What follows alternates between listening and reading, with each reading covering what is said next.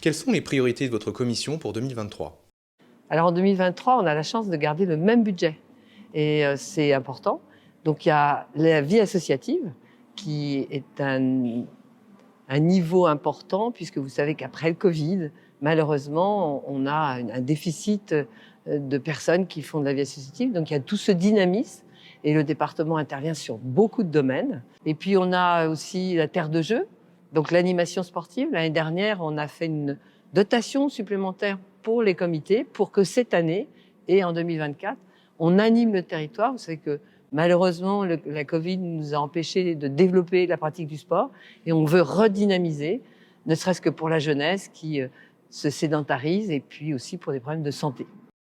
Quelles sont les nouveautés? Eh bien, vous savez qu'on est une année du centenaire, il y a toute une animation et on va pouvoir avoir une carte qui va vous permettre d'identifier tous les lieux où il y a eu des petites pépites autour des 24 heures.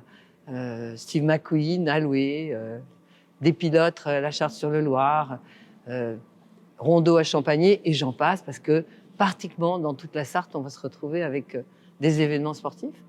Et cette année, nous allons avoir le nouveau schéma d'orientation pour le développement touristique. Donc c'est avec tous les acteurs du territoire, on construit pour les années futures des orientations qui soient à la fois de développement, de promotion et aussi de soutien.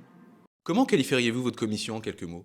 Eh bien, elle est proche, elle est à l'écoute et c'est la transmission à chacun de valeurs, de culture et d'échanges. Quelles animations attendent les Sartois à l'Abbaye royale de l'Épau en 2023? La permaculture et cette transmission de savoir-faire, les différentes musiques classiques qui sont tout au long de la saison, c'est-à-dire le festival de l'Épau, et puis l'été, et puis il y aura les Sesteraki, et puis il y a cette animation de photos qu'on trouve sur les grilles du département, à la gare, mais aussi bien sûr cet été à l'Abbaye royale de l'Épau.